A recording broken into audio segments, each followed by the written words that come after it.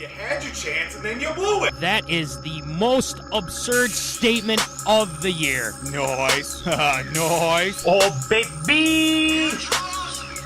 I'm in my zone, I'm feeling it.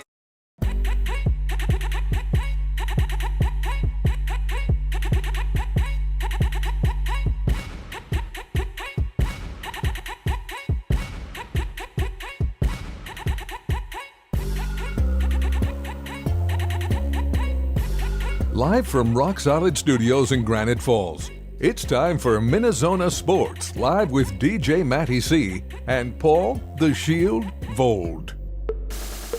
And this is MinneZona Sports Live. We are back. Yes, claps all around. Episode 1, 2, 3. We're off for a week, but hey, we are back, baby. We are back. And without further ado, I'm your host, DJ Matty C, a.k.a. Matt Callahan, a.k.a. Callie, a.k.a. Matty C, etc., etc., etc.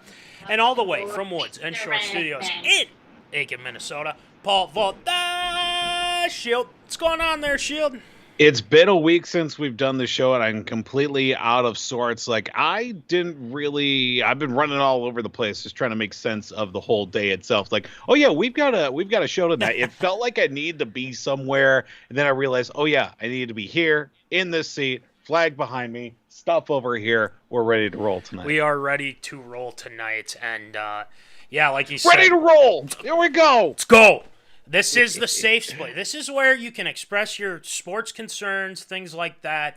This is your time to do so. So please go ahead in the comment section. We got a lot to talk about, especially a doink, a double doink, doink, doink, doink, doink, doink everywhere.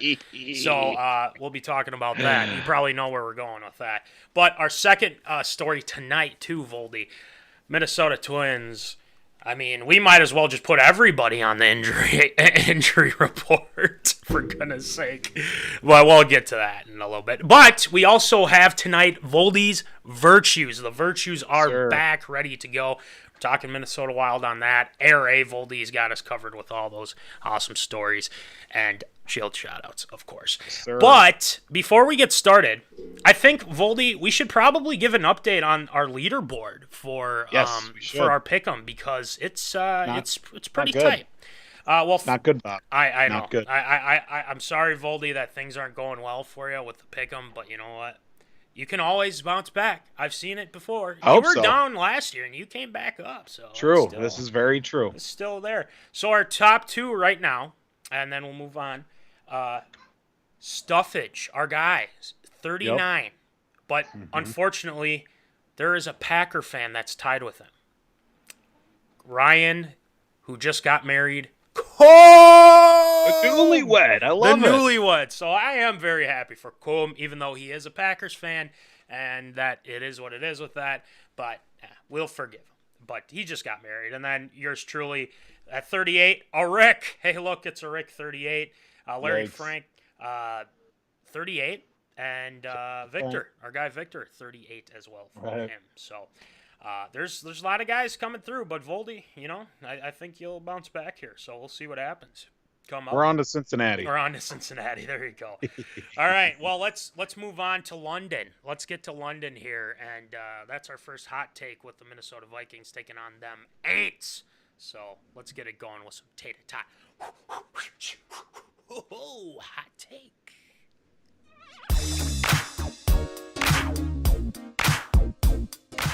Fresh out of the oven, it's Tater Tot Hot Take.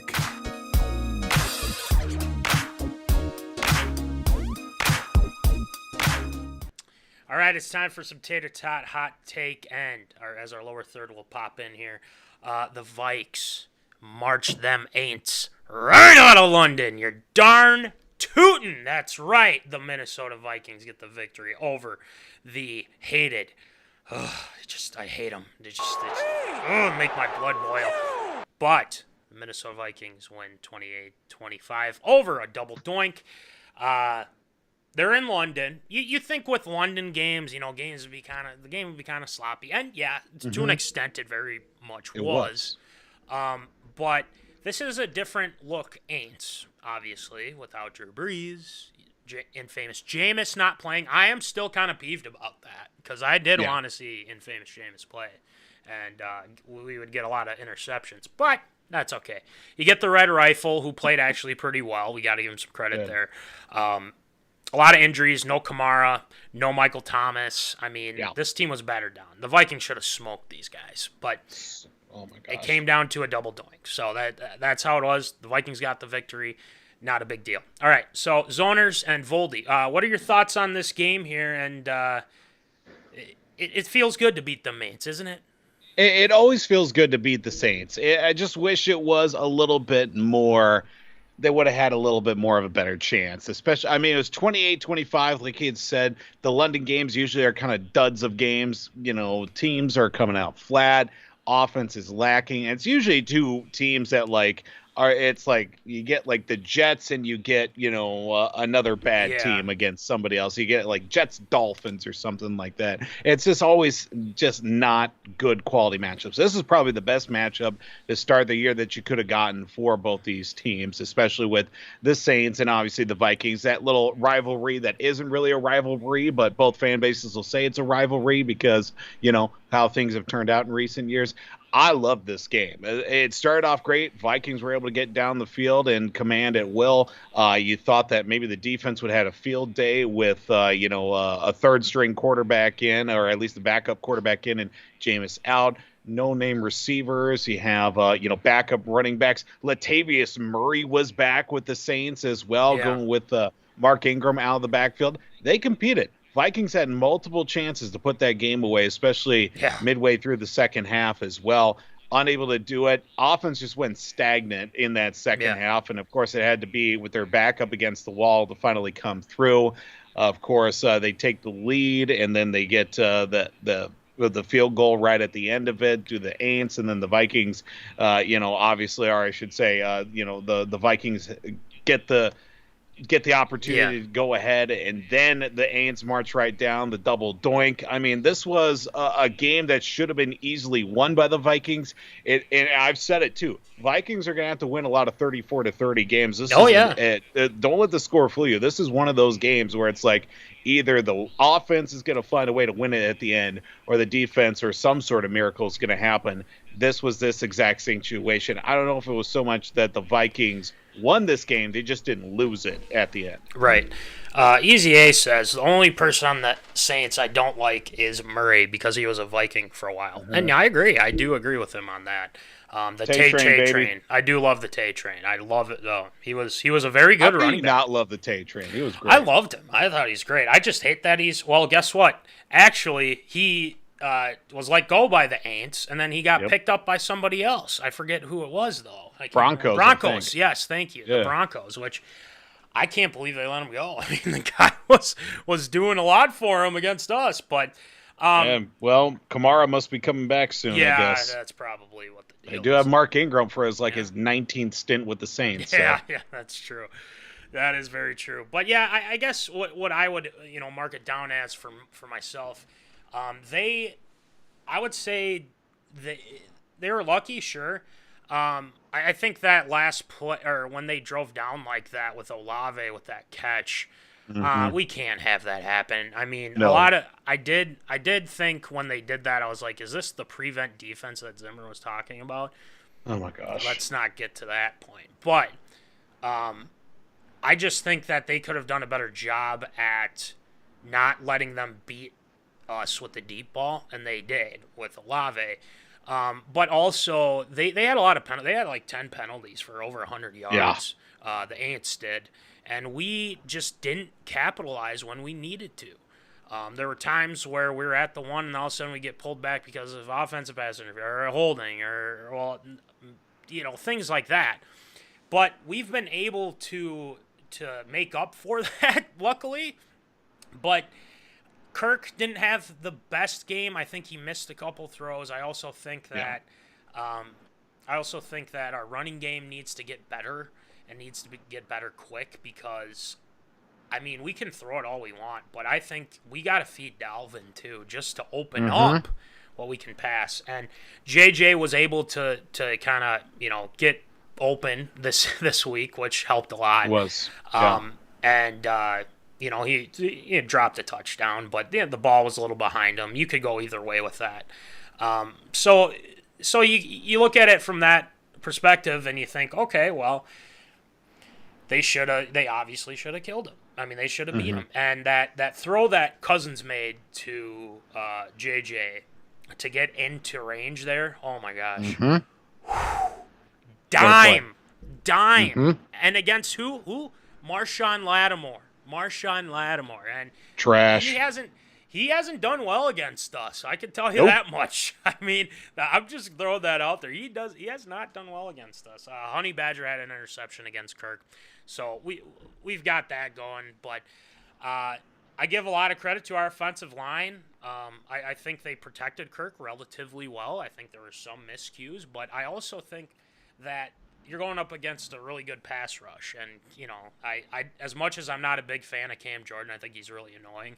He is a very good player. He beat O'Neal a couple times, and why is Irv Smith blocking Cam Jordan in the first place? We got to go back to the drawing board on that. Is anyone completely over Irv Smith Jr.? I think a lot of people, because I'm just like, I cannot look at him right now. A lot of I don't people want are to look pretty at him. peeved with him, so I guess we'll see. But Easy Ace say you need a good mix of run and pass to set up the big play. That's kind of the big thing. The fake punt.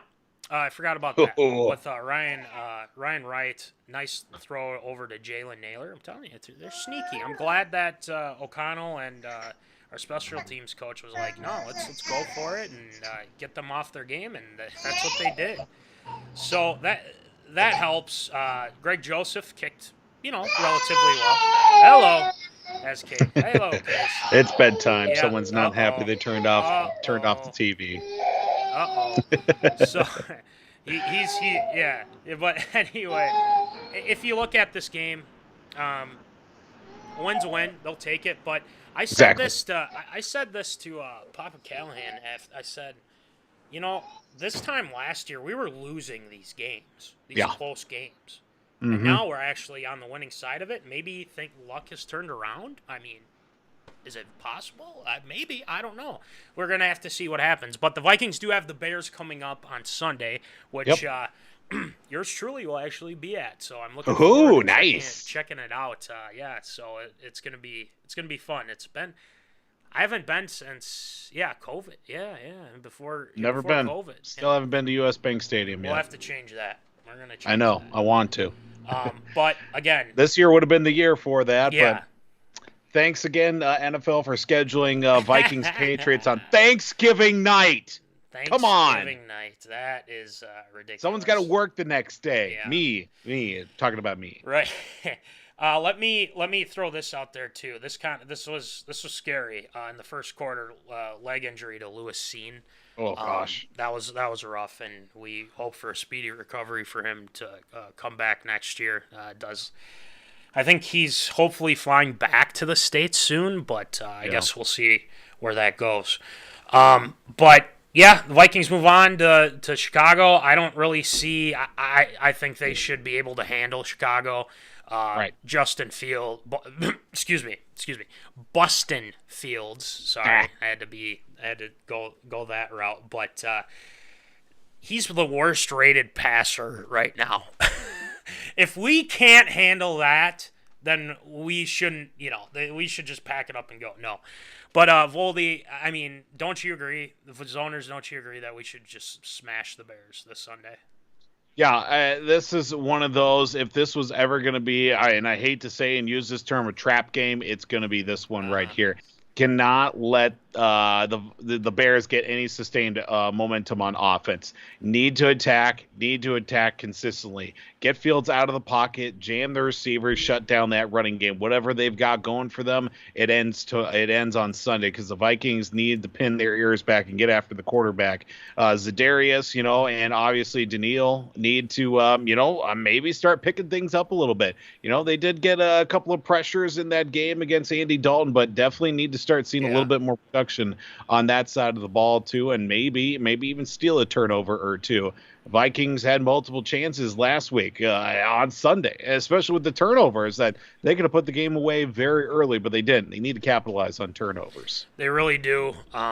I think their defense, there's no Khalil Mack. You should be able to do. Quinn's pretty good. I gotta give credit where credit's due there. For sure. Roquan Smith, even though he wanted to leave, but we can't take them for granted on defense. I think this is a big Dalvin game. No Akeem Hicks, no Eddie Goldman, so you should be able to run on these guys.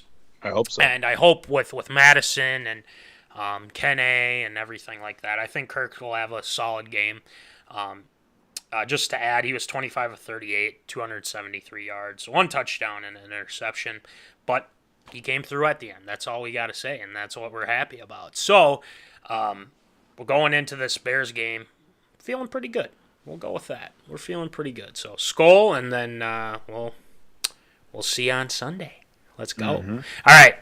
Speaking of a team that's just hobbling by, Oh, boy. I think they lost again today against. No, they won. They did win. Oh, they did win. They had a 10-run. They had a 6-run first inning. Well, Won like are 10-3 things starting or to something turn? like that. No, I'm just kidding. I was going to say, are things starting to turn around? Oh, wait. Well, the Twins are out of playoff contention. Don't worry, this isn't going to be a whole P.O.D rant type of deal. Okay, there's no ifs, ands, or buts about it. But there's some things to consider, Voldy, and I'm gonna throw out some names because right now it doesn't look good for guys that we're accustomed to having on the team. So let's start off with the more obvious one. Carlos Correa, we knew that. He's made some Shut comments. up and take my money. Yeah, there you go. Start passing the hat around, Minnesota. Get the those man his checkbooks out. Gary Sanchez is another one. Sandy Leon, Billy Hamilton, Michael Fulmer, and our good friend Miguel Sano. Should have traded him 3 years ago. There you go. Club option. Chris Archer, I wouldn't even entertain the thought. He is just terrible. Dylan Bundy. As a 4 or 5 guy, maybe. Yeah. So let me ask the zoners, and let me ask you this, Voldy. Out of those players, who do you see returning? And I can list them off again, so you got them, and the zoners got them. Carlos Correa, Gary Sanchez, Sandy Leon, Billy Hamilton, Michael Fulmer, Miguel Sano, Chris Archer, Dylan Bundy. Of the immediate guys that you could see coming back, I would definitely put Carlos Correa high on the list, but it's gonna take one hell of a sales pitch, I think. I would just like to hope that maybe Carlos Correa would take into consideration, like, look, 1 year, it's a feeling out process for both sides. You need to learn how things work. You need to adjust. I know 162 games, you would think it'd be a good feeling out process. But look, 18 players on the injury list, 11 of them on the 60-day DL. You cannot learn a thing about your team if guys aren't on the team. If they're not playing out there. They're not playing, long night games into a day game the next day. You're in the middle of a 12-game road trip as well. You're, coming off, a bad losing streak or a winning homestand. You can't really learn a whole lot about your team if they aren't out on the field and playing. I'd like to see Correa come back. Catching wise, I'd like to see maybe Sanchez if he's willing to take a pay cut. I don't know. Somebody might be able to throw him a little bit more money too. A guy that for some reason just strikes me the right way, even though he shouldn't, just because he's not that great of a consistent player. Billy Hamilton. He could be the new Jake Cave. I would take Billy Hamilton over Jake Cave easily, even though Jake Cave did get hot towards the last 30, 40 games of the season because he had to, because literally that was the best as it could. I think we got to cut the Jake Cave cord. We got to do it. I think we just got to let it go, let him come back. He, has a great run against the Twins. So be it. Whatever. It's cool. But everybody else, maybe Dylan Bundy as like a 4 or 5 starter. It's looking unlikely. But other than that, maybe Michael Fulmer too to help solidify that bullpen on the back end, because that's where the Twins went into a lot of trouble, especially in the second half of the season, was the fact that they couldn't finish off a game, especially when they had the opportunity to do so. Right. Having him back would, I think, help and solidify that back end of the bullpen a little bit more regularly in the next season. Yeah, I'll go with the guys who aren't coming back. I almost feel like it's a coin flip with Correa. I don't know what they're going to do with it. I mean, even though it's the P.O.D, I could see them going, no, let him go. It's too much. Gary Sanchez, I think, is a stretch. Sano's gone. I honestly think that he's gone. I was really hoping he'd start to kind of branch off a little bit or kind of figure it out, but no. Archer, that's a hard pass. He was just another failed experiment. Yeah. the Minnesota Twins, and Dylan Bundy, that's kind of up in the air. But I'd like to see Sanchez back. I think he provides some power to the lineup. But after that, I could see them just being like not going to re-sign any of them. I could definitely see them go from that. But the overall look of this Twin season, obviously you can say, well, they've had injuries, well, they've had this. Well, there's also been poor decision making, and I think a lot of people feel that, and a lot of people aren't going to games because, well, they don't know who's out there. I mean, Buxton, again, we were hoping he'd be healthy, but he was not healthy this season. Again, Kepler was hurt a little bit. I mean, you name it. They had to use a lot of guys that really don't do much anyway. So that's kind of where they're sitting, and that's too bad. It's too bad. So we'll see what happens, but hopefully the Twins can figure it out here in the offseason, and if Correa comes back, he comes back. If not, well, that's all, folks. 1 year wonder, I guess. We're just going to put it like that. But, oh well. All right, well, from one Minnesota team to another for Voldy's Virtues, we're talking about the Minnesota Wild. Coming up this season, Voldy's got some things that he wants to get off his chest here this fine evening. So let's get it going. Let's go to the Temple of Wisdom for some Voldy's Virtues.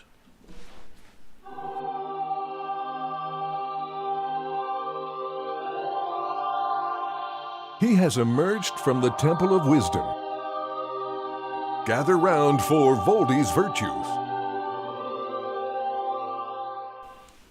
All right, we are ready to be enlightened. Our zoners, myself, Voldy, please enlighten us.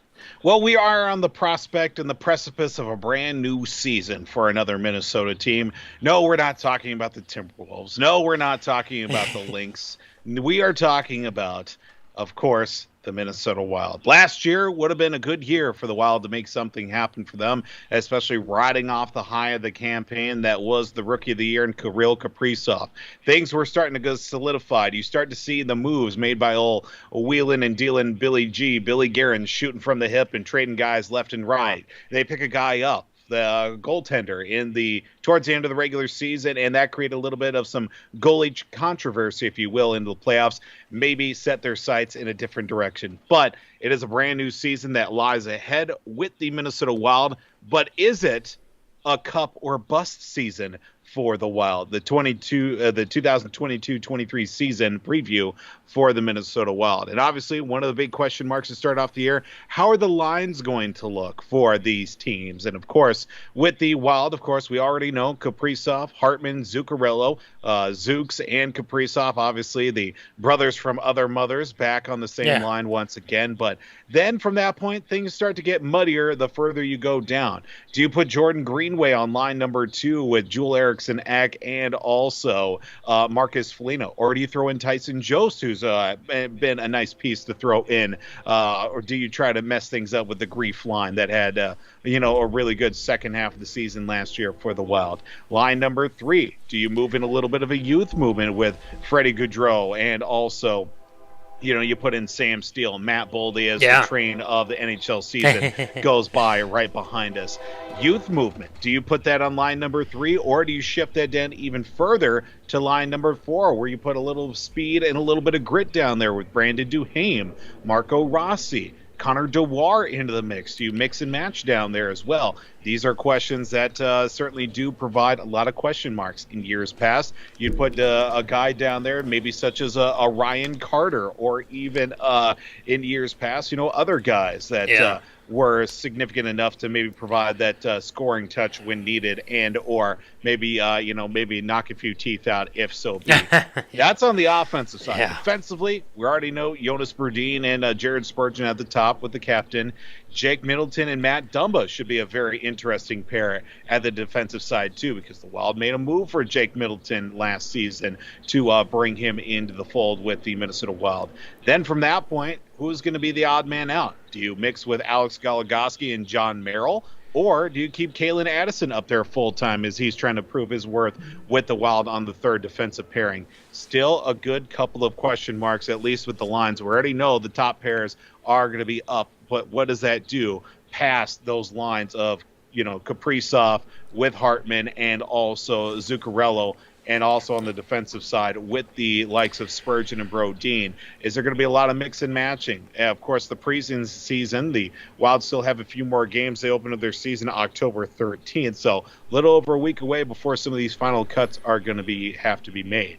Sure. We briefly talked about it as well. What do we do with the youth size as well? Yeah. Noting that the second and third lines, Marco Rossi, Matt Voldy as well. I know that in the preseason, Marco Rossi has gotten a little bit of love on the power play unit too, because that was one area of the Wild this past year, and it seems in most recent years, if it hasn't been the defense of the Minnesota Vikings, it's been the Wild in the power play, a consistent thorn in the side that just does not get addressed each and every week, and people just continue to harping on that. Yeah. Is that going to change this year with Marco Rossi getting a look on the power play side, especially the fact that, even last year at the AHL, he had 18 goals and 53 points in 63 contests, just under a point a game for the AHL, the Iowa Wild. That's going to be very interesting to see if he's going to be on the power play on a more consistent rate, or if this is just something that Coach Dean Evison is just, kind of getting a feel for, maybe see if that's going to be an option, especially if the Wild early on do struggle on the power play, because we know that at the start of last season, that was a big, big problem for the Wild to at least maybe find a secret weapon, if you will, to try and get the power play going, because Wild and especially every team in the NHL, you can win something on special teams, whether it be power play or the penalty kill. That's going to be a huge difference, especially as you go into an 82-game regular season schedule.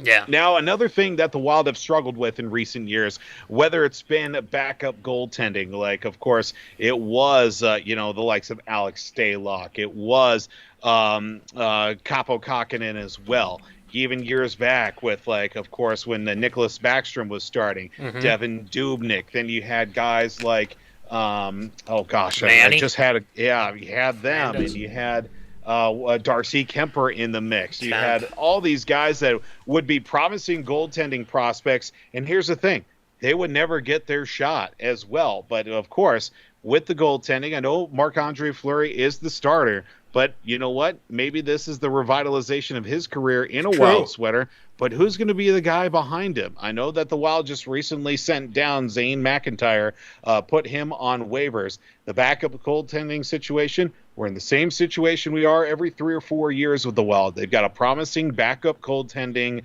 prospect, Jesper Wallstedt, who did pretty good at the international level for the Wild, at least at the international level, and now the number 3 ranked prospect in all the NHL, and he's a goaltender at 19 years old. Certainly going to be very interesting, especially coming from Sweden. He gets a lot of playing time, and just the numbers that he has put up in his international career as well, playing for Team Sweden, the international level, the world junior level as well. Certainly going to be very interesting to see him making that transition from the likes of the international series and also international competitions, playing pro over in Sweden, now coming to America to play for the Iowa Wild, as he's going to be slated to play for them this season.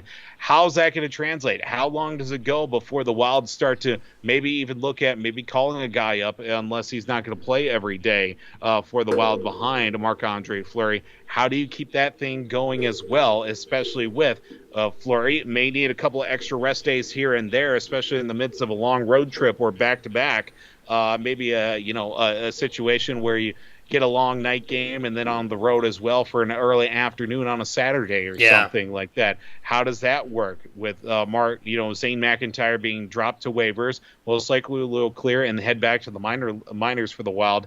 How do you bring that future up with Jesper Wallstedt?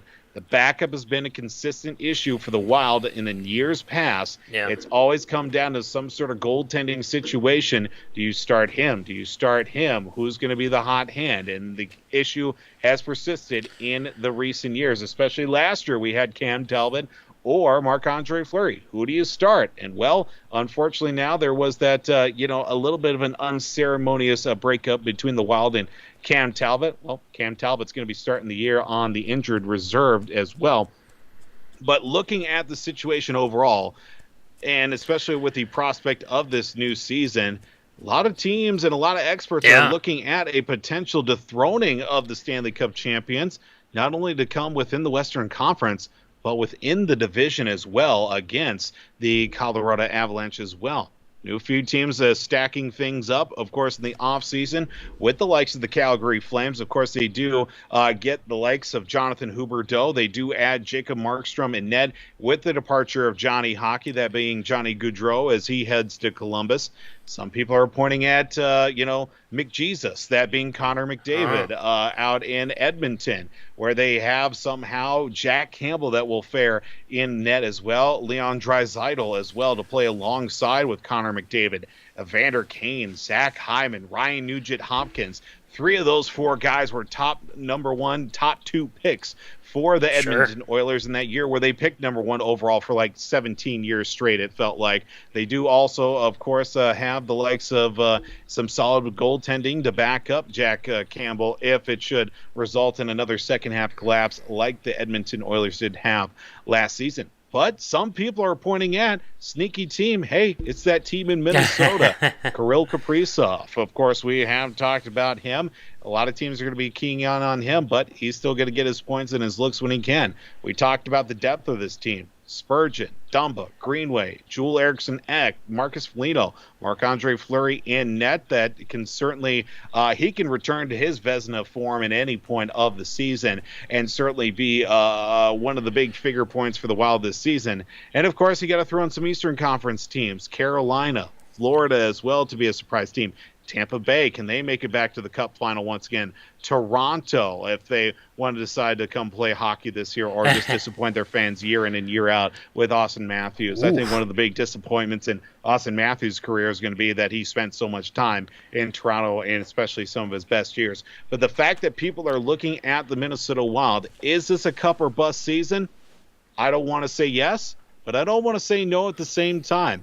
I'd say this team is on a level that they could make 1 or 2 moves, especially things in the second half towards that trade deadline. Maybe they're in a position. They're in a pretty good playoff spot.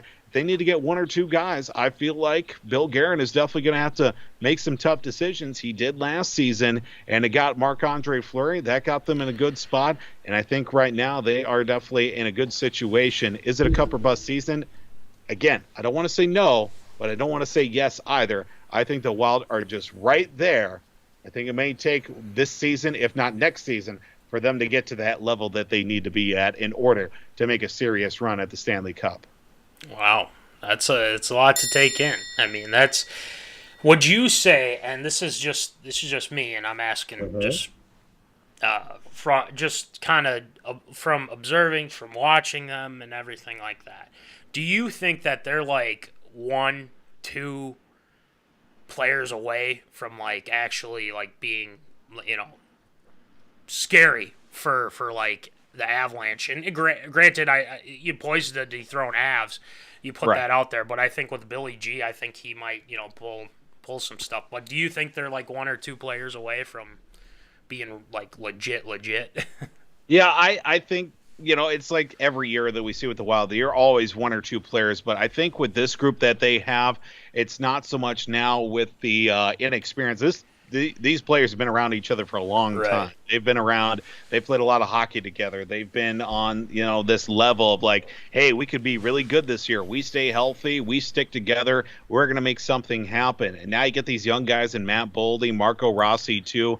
I mean, I wouldn't be surprised in order to make a big splash. Maybe one of those 2 guys ends up going somewhere else. I'm not going to put that out there for everybody to, to pick and pry at. But knowing Bill Guerin, of course, with his experience playing in the Stanley Cup final, winning a Stanley Cup, whether as a player or an executive, especially with those back-to-back years with Pittsburgh, they know what they need to do. Sometimes you got to trade away a fan favorite or a player that's been with the team for a long time in order to get a guy that's going to be a big difference maker in Game 4 all the way to Game 7 of the Stanley Cup Final. That's going to be out there blocking shots and maybe not putting up ungodly numbers, but he's going to be doing all the little things right. I think the Wild maybe need one or two of those guys that do those little things right. Maybe even one guy that's going to, bolster the back half of the team and maybe sneak a point in or two. I think the Wild are right there. But again, it's just like they're always like one or two guys away. Yeah. I think goaltending wise, they're holding up strong right now. It's maybe on the defensive side. I think maybe at least one more defenseman can be a big difference maker for them. All right. Well, there you have it. I think I agree. Cup or bust. It's every year it's kind of like, oh, this is the year, right? This is the year, right? This is the year. Can you imagine how crazy the Stanley Cup parade would be for the Wild? I think St. Paul, there'd be an earthquake in St. Paul. Legitimately. Like Denver drank the whole town dry. Yeah. Avs won the Stanley Cup. Casetas over nearby would be with a bunch of people and all the bars and stuff like that. Yeah, it'd be hopping. That's for sure. Mickey's Diner would be turned over because everybody would be so upset. Yeah. Exactly. Well, that's why we got Krill the Thrill and all those other guys, and it's gonna look pretty sweet. So we'll see. Great job with Virtues this week, Voldy. Very cool. Oh, they're coming for you. Just the sheriff. Just the sheriff. NBD. Anyway, great job with Virtues this week, Voldy. And we're gonna move on to ARA. We've got a lot to talk about. Got a lot of NFL stuff, NBA, college football, and MLB. So you name it, we got it. So let's get it going. What's up? Absurd or approved? It's time for everyone's favorite segment, Absurd or Approved.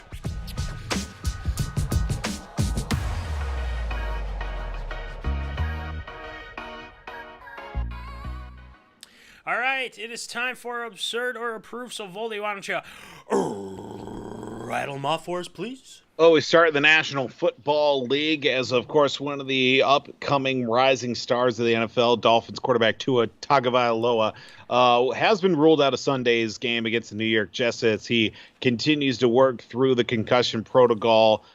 Sustained, well, not really so much last week. It was from the week before where he took a nasty hit and then, apparently was good enough to come back into that game and then go into last week's game and, ultimately had to be taken and carted off the field as well, as there's no definite timeline for his return after he left the contest this past Thursday against the Cincinnati Bengals. That means old Teddy Two Gloves, Teddy Bridgewater, is going to be starting this Sunday against the New York Jets. Now, this does bring up a lot of question marks, of course, with the sustained concussion and obviously all the concussion protocols that are in place for the NFL. And then obviously you throw in that the independent, I think it was the independent neurological consultant or whoever for the Miami Dolphins basically cleared Tua to play in that contest, especially going from the, the game against Buffalo last week and then this past week against the likes of Cincinnati.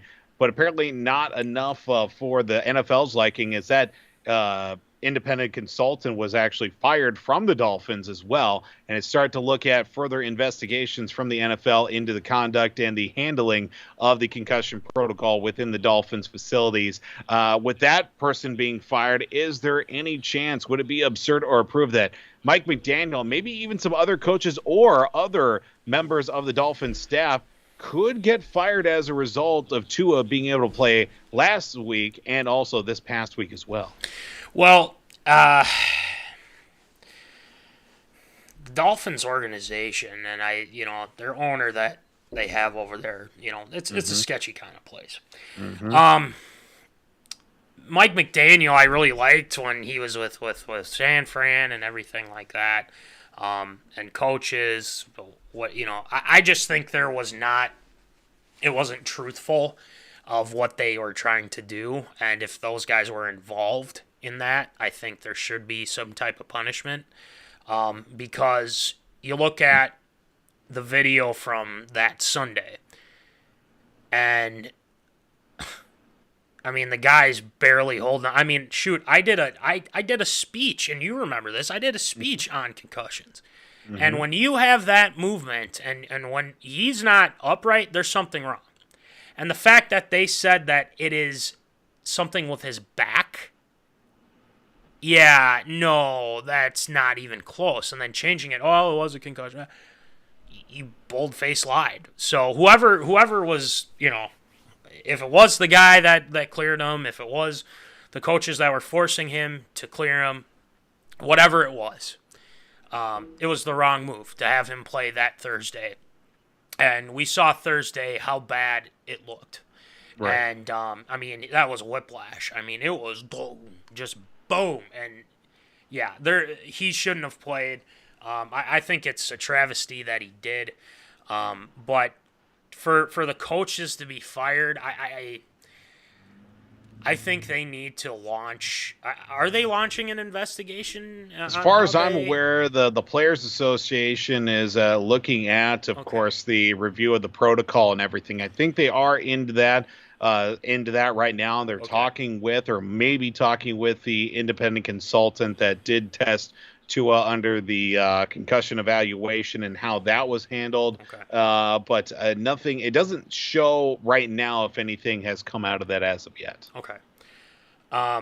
So I guess I'm not at liberty to say if somebody should be fired with it and things like that, but they need to take this very seriously, because this, as we've seen from former players and things like that, this is, I mean, this will last the rest of your life, you know, especially with multiple. So, I think I'd say it's absurd. I'd say it's absurd because I don't think they would, unless it was just completely egregious, but I'd like them to do something if they find anything. But I also kind of give it a little bit of a proof, because whoever was putting this together obviously was trying to force Tua to get back in, because they're like, oh, he's playing really well. Like, we got to have him in here. We can't just let him. It's not how that works. So right. It's kind of a two-parter, so I think it's absurd. Probably not going to happen that anyone's going to be fired with some, maybe an assistant coach. I don't know. But I give it a stamp of approval that they're gonna that they're gonna understand, like, hey, this is something we have to take seriously. So, and they obviously didn't, and there's some sketchy stuff in Miami. I don't know. So, Voldy, what do you think? Yeah, the Dolphins have done themselves no favors here in the last couple of seasons. Now this is just adding on to that dumpster fire on South Beach that they've got. Their owner is a sketchy dude. I don't think so much that there will be repercussions for the staff. I think more ownership is going to have to lay on the sword on this one. Think there may be fines, there may be reduction in salary cap, maybe even a couple of draft picks go out the window as well for the Dolphins if they haven't, done themselves in even further. Let's go ahead and try and ruin the only good thing we've got going for us in Tua Tagovailoa, and try to basically force him into basically unaliving himself on the field. Even for the standpoint, like for Mike McDaniel and of course his head coach, like you would think there would be at some point even if he says he's good to go, and he's testing all right, or at least they say he's testing all right, I don't know if I would have started him, honestly, especially to the extent of the injury. Even if it was a back issue, you're going from a Sunday afternoon to a Thursday night game. I would have at least had Teddy take some first-team reps, at least be sure to have him on the same track as the starting offense, because even if it didn't go so well to start off, at least, you have Bridgewater ready to go and have him set up in a good situation to where it's just not completely on the fly and letting it happen. I don't think McDaniel or anybody else is going to get fired. I think the Dolphins are definitely going to be hurting after this one when an investigation should come rolling through against them. Yep. And, I guess we'll see. We'll see how this transpires. But the NFL's got to, you got to be very careful with this stuff. And the Dolphins, I think, broke the rules on that. So All right, next one, Voldy. Well, this one a little bit scary and didn't really even think about it until now, as Karl Anthony Towns actually spoke with the media earlier this week that he had just been hospitalized in late last week with a throat infection that had him down almost 20 pounds from his playing weight and even had trouble breathing that forced him to stay on bed rest for days. Now, we already know Karl Anthony Towns is not a small guy to begin with, but being listed at 248 pounds and he was down to 231, 17 pounds in almost, a week and a half. That is some scary stuff right there. Yeah. Non-COVID related illness as well, but, very interesting, and I'm very unfortunate for his situation, but luckily enough, he was cleared to get up, start walking around once again, but, training camp's underway, of course, with even the lengths of preseason action. The Timberwolves played their first preseason game last night. But very unfortunate, especially with a team that's trying to find its identity now going into its second full season with head coach Chris Finch. Do you think it's absurd or prove that we should be worried about the extent of Cat's infection that will affect him going into the season? I mean, I guess we don't know what kind of infection this is or anything like that, but I would say I don't think it's going to affect him. I think he's going to get back up to what he's used to being with his, maybe, gaining some of that back with muscle, things like that. But, that's scary. I mean, that's absolutely scary. I don't think anybody knew or anything like that. And then, obviously, this was revealed. And, first of all, I'm glad he's okay. Because we definitely, we love Cat, and, we want to make sure that, everyone's healthy, everyone's good, and especially with the health scares, or not even health, I shouldn't even say health scares, but just the devastation from his family with COVID, his mom, and everything like that. I mean, it is just, it's scary, and, for that non-COVID related for him is something to factor in, as well. But if he's on bed rest and things like that, oh my gosh, it's disheartening, and you feel for him and everything like that. I'm not. I'd say it's absurd. I'm not worried. I think he's gonna be okay. I think he's gonna, he's gonna go into the season. He's the leader with the team. Then you have Ant and D'Lo and everything like that. But we definitely do need Cat. He's a big part of this. He is a big part of this organization, and with Gobert in the mix now, and what the lineup looks like. It's looking pretty doggone good. So, yeah, I think it's absurd. I think he's gonna be okay. But there's always that outside chance. This is something that's a longer term infection type of deal, but hopefully not. And we'll keep our fingers crossed, knock on wood, all that stuff. So, yeah, Voldy, what do you think? Yeah, I just think with more rest and obviously letting him getting back up conditioning-wise, too, I think this is going to be good for Cat, because I know he had a little bit of an injury-riddled season for the Timberwolves last year, but still contributed heavily. Of course, he did have some apparently stem cell treatments and platelet-rich plasma injections in both knees, left ankle, left wrist, and right finger. And you do the hokey pokey, turn yourself around. But again, more rest for him.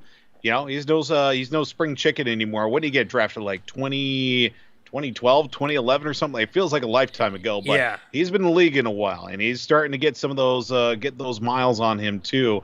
Even with, obviously with the crew that he's got around him now with Ant and everybody else. Again, we've talked about it last season and a half. He no longer has to be the guy to put up the numbers. He's got guys to be those guys. He can still do his thing. He averaged almost, 25 and 10 last year, won the 3-point contest as an all-star this year too. And not too often you see the big man win the NBA 3-point contest.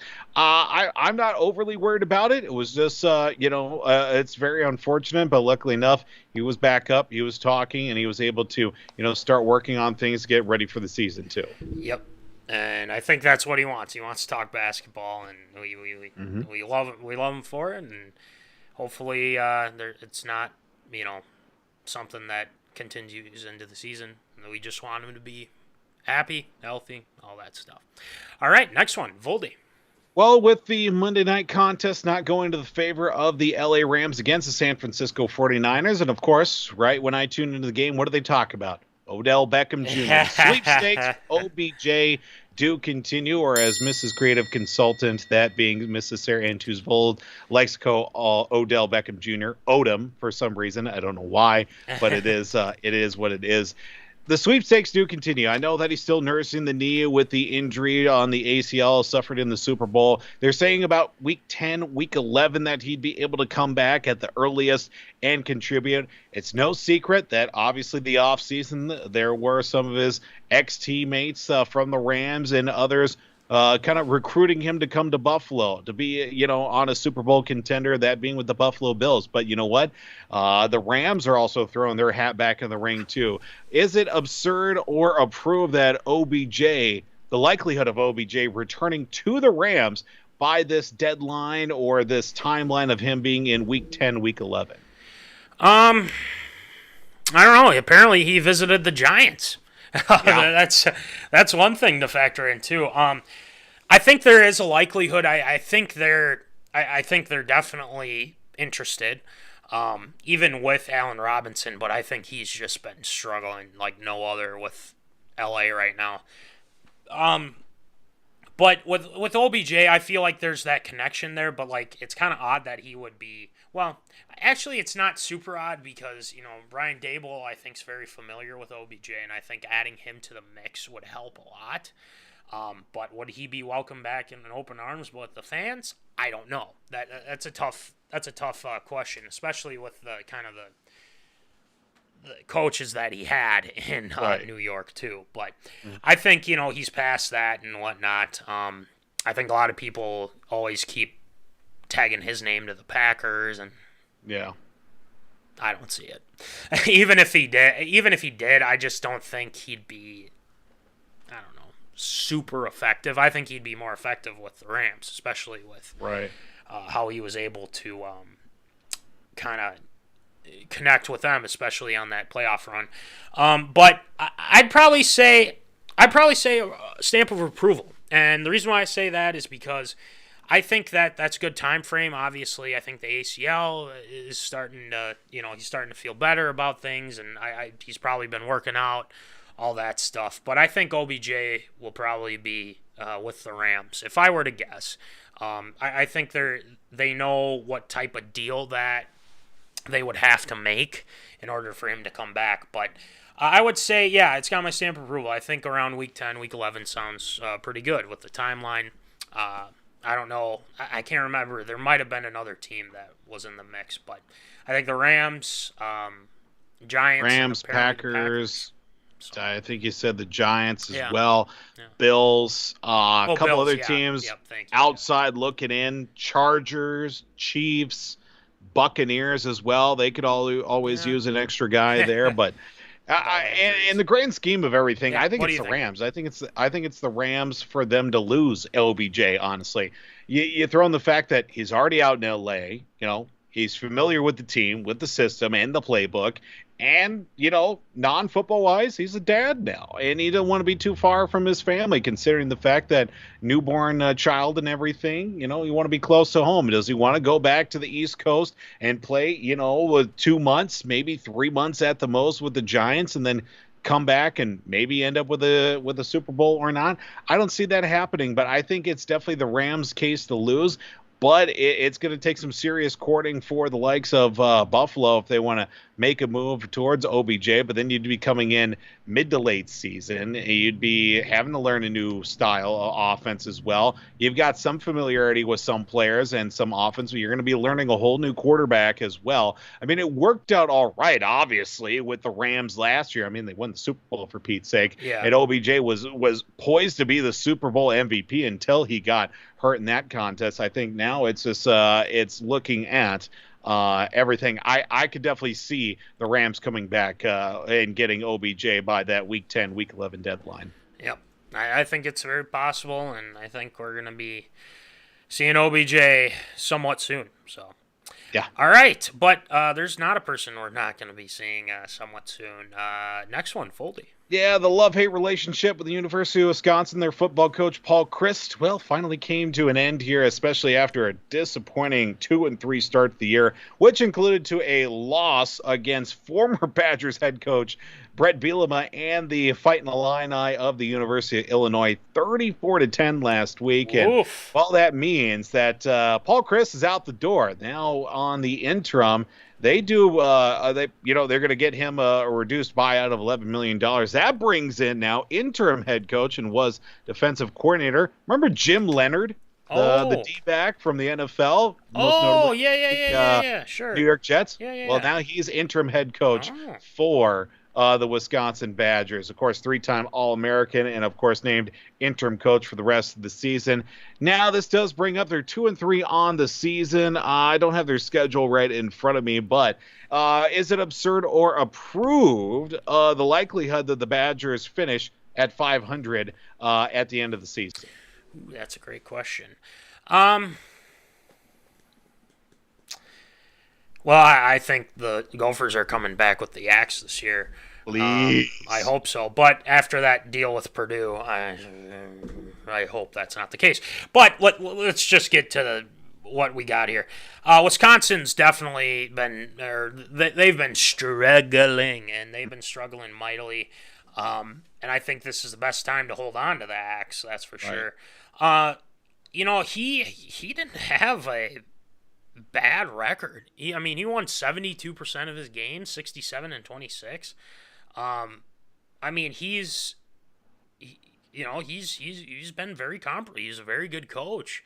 But again, Wisconsin is kind of a very demanding place with how they want their football team to be. They always want to beat Minnesota. They always want to be competitive.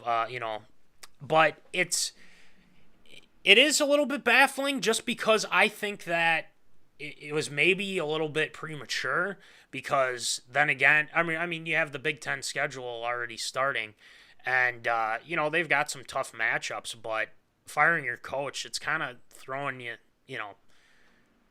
everything kind of to the side now, especially when you started the season with them. Now you have to have Leonard come in and be the interim, which I think they're going to have some juice here these next few weeks just because they want to play from. But I think after those weeks, I think it's going to simmer down, and that's when they're going to start to kind of nosedive a little bit.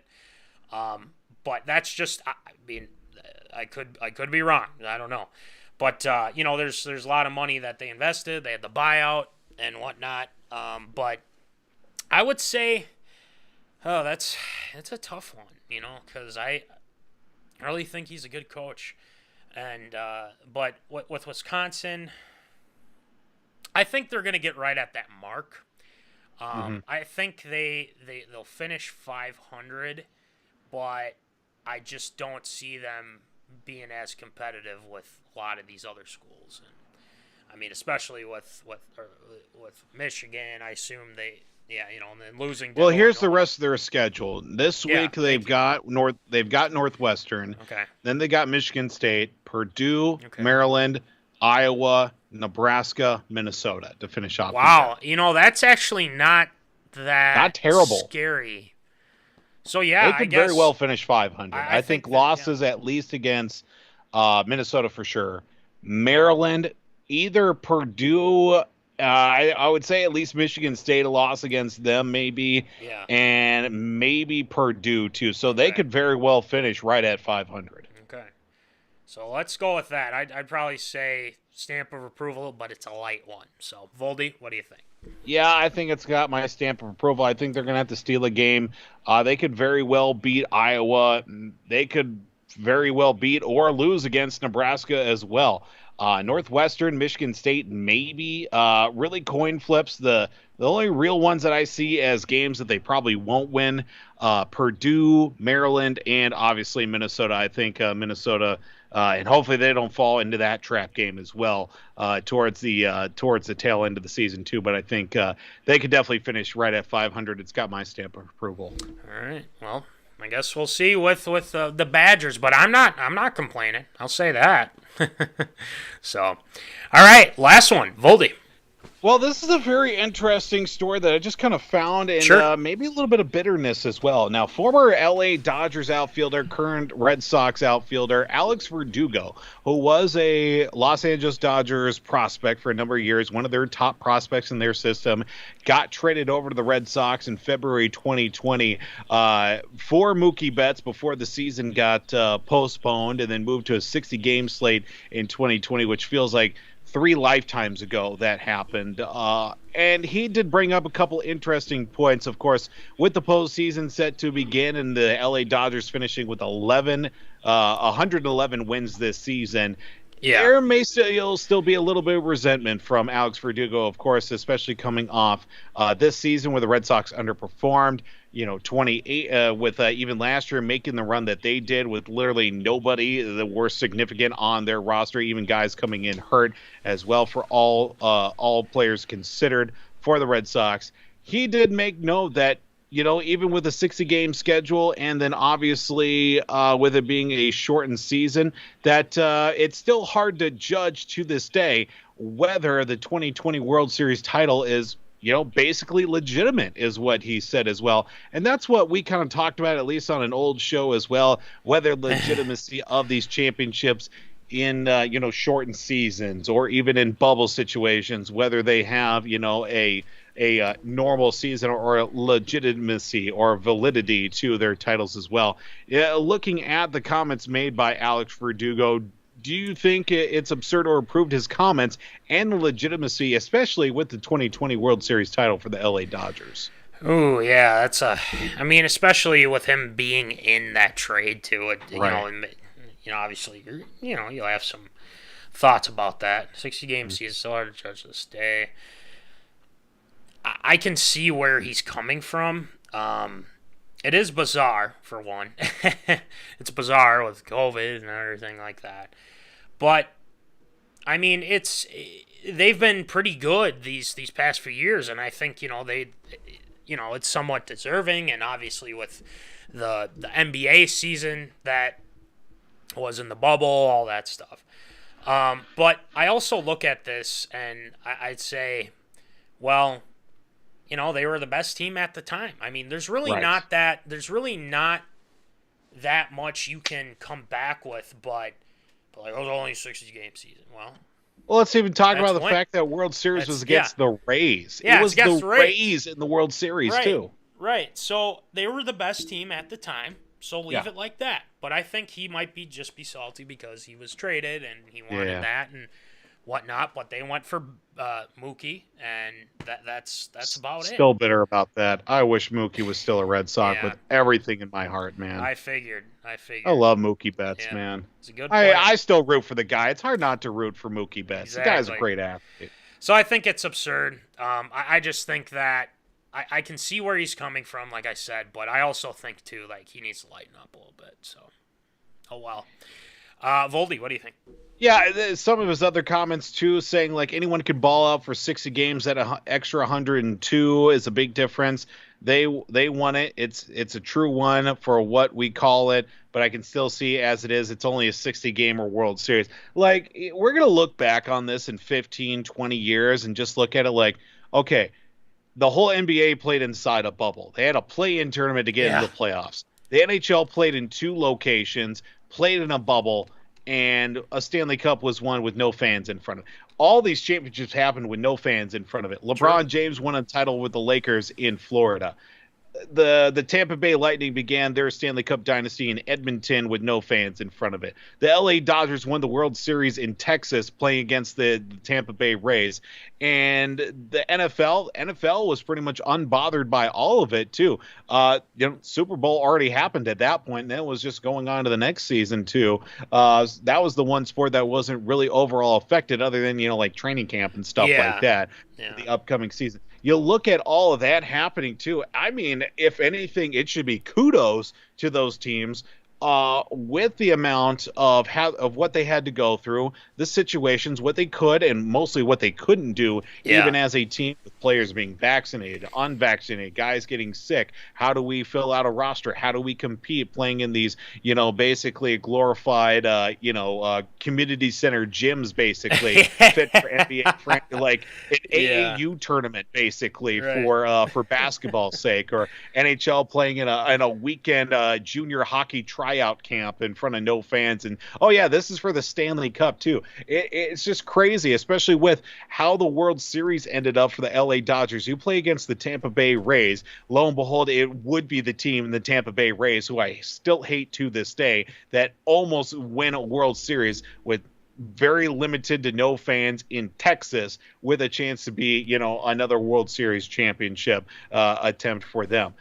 I think it's legitimate for the amount of guys and the amount of trouble that they had to go through just to put a season on. If it wasn't already the labor disputes with the Players Association, Major League Baseball, and the owners, then let's throw a global pandemic on top of it. I think it holds a lot of weight for those teams. Sure. It's going to be very interesting to look back on. It's like, why did Case is going to ask me in 15 years, like, Dad, why did the Dodgers only play 60 games and win the World Series? Like, well, son, back in that day, there was a global pandemic and everything, which is even weirder to think about still, because it feels like it's been 5 years, but it's literally only been 2.5. And I mean, I think Verdugo, I love Verdugo. I love what he's done with the Red Sox too. I think he's a guy that can ingrain himself on that franchise for a long while too. If if the Red Sox do decide to keep him around for a while, I think, there's a little bit of bitterness too, because he came up with that team. He came up with that franchise. He was poised to be one of the guys that maybe get a bench spot, or maybe even as a starter corner outfielder for them. But lo and behold, they go out and get an MVP and trade away 3 other guys to the Red Sox for Mookie Betts. I think he's a little bit salty. I think his comments are it's absurd, and I think the World Series title for the Dodgers has got my stamp of approval.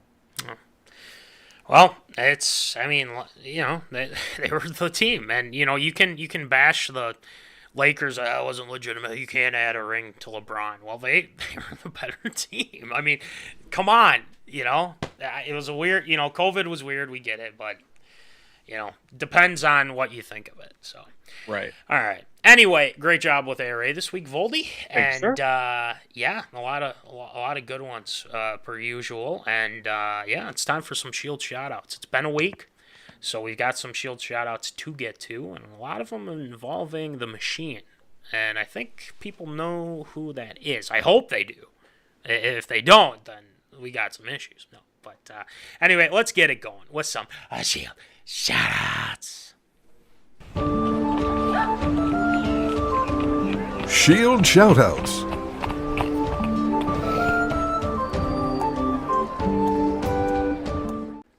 All right, Shield, who ya shouting out tonight? Well, of course, Major League Baseball's wrapping up the regular season today. Whatever games that have already happened or have been going on, it is all in the books. Playoffs start. October baseball going to be in full swing here in the next couple of days. But there were some significant moments here in the last couple of days worth noting, including which wrapping up with a .316 average for the season. Major League Baseball American League batting champion Luis Arraez for the Minnesota Twins here this season. Of all the players and all the teams in the American League, Luis Arraez was probably fairly low on a lot of people's list to come out as a batting champion for the Twins or anybody in the American League this season. But a big Shield shout out to Luis Arraez, who is American League batting champion with a .316 average, beating over the guy who just broke the single season American League home run record, that being Aaron Judge. He is a Yankee.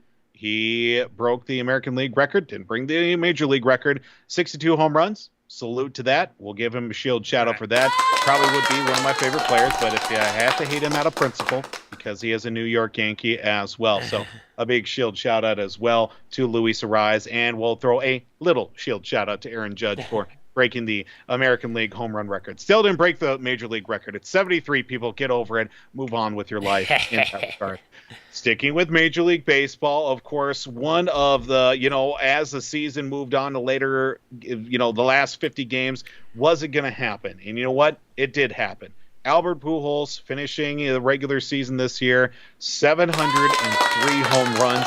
of course, surpassing the 700 mark, finishing tied for second all-time in the RBI category as well, tied with Babe Ruth, but he's moved over the Babe as well in the home run list as well, finishing his career, at least in the regular season, 703 career home runs, and continues to hammer pitching in the second half. And the Cardinals, you know what? They're going to the postseason too. One last ride for Yachty, and also for Adam Wainwright as well. It's looking like, at least for Wainwright too, or at least for Yachty and Pujols. Wainwright, we'll have to see if he's going to stick it out one more year, if all three of them are going to ride out into the sunset this year. But past couple of days, too, a couple other baseball players set to make their last appearances, including Red Sox commentator, former pitcher, and Baseball Hall of Famer Dennis Eckersley is going to be stepping away from the broadcast booth for the Red Sox. He called his last game today.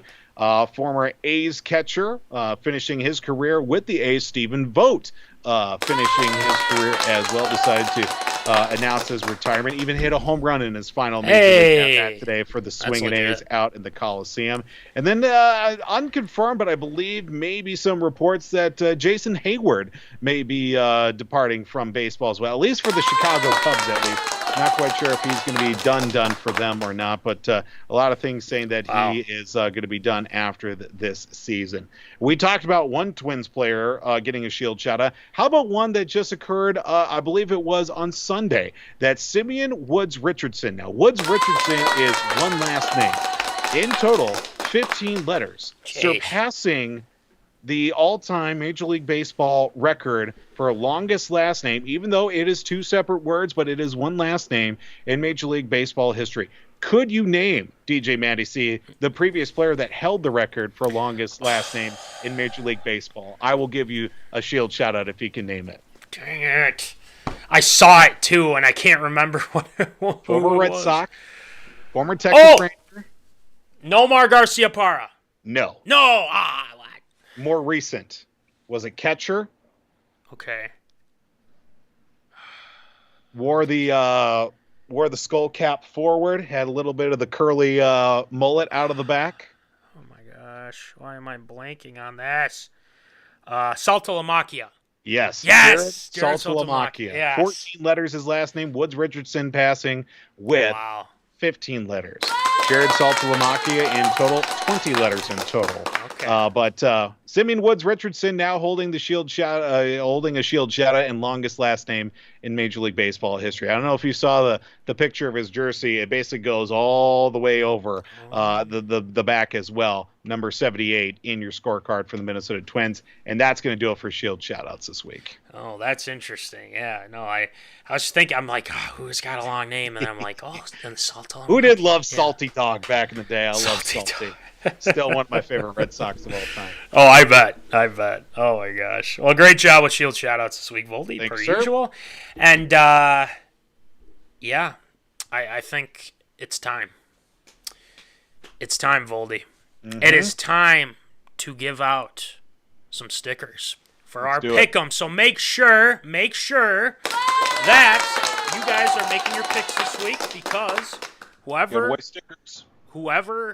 gets the top score, and we're going to say scores because we're going to give out some more, because if you guys are up there this week, you're getting a sticker. So get ready for that. We'll make sure that we got that for you. And if you decide, maybe I'll just pay for it, $2, $3. I sold 2 stickers today. Big ones. You sold 2 stickers today? Boom. That's what we like to hear. So we got stickers available. Thank you to Crown Rental, as well as National Fleet Graphic, Tyler Knutson, our guy. And then make sure you check out our shirts. We still got shirts available, $20, $5 shipping. Talk to me, talk to Voldy, talk to Jimbo, the whole dealio. And we've got hats. Hats still available, $20, $5 shipping as well. So make sure you get your hats too. Shout out to W2 Performance, Will Rattel at www.w2performance.com. Check out his YouTube page as well. He's putting up new stuff all the time. Check out Breaking in the League with Sam Gabrielli, Ryan Martin, available on Spotify, Apple Podcasts. And then make sure you check out Jack O'Keefe, Jack's Junkyard. Then check out the victorious P.O.D. with Ryan Walters, Jack Vickers. Jack's looking to hold on to his title for Pick'em, so be watching out. They've been posting some cool stuff lately, so make sure you check those guys out too. So, all right, 1, 2, 3 in the books. We are getting close to 125 Voldy. So that's a lot of MinneZona episodes. So we're going to try our best to make sure we keep giving that to you, and we enjoy all the love and the support. And do not worry, we will keep you with content, things like that. So make sure you make your picks, and make your picks, people. It'll be fun. I'm curious to see where we're at. So Coom and Stuffage leading the way after this week. Could change. So we'll see. All right, but without further ado, remember, folks, keep in the zone. Holla! Thank you for watching MinneZona Sports Live. Join us Wednesdays at 7 p.m. for live show broadcast. And as Voldy likes to say, follow us on all the socials medias.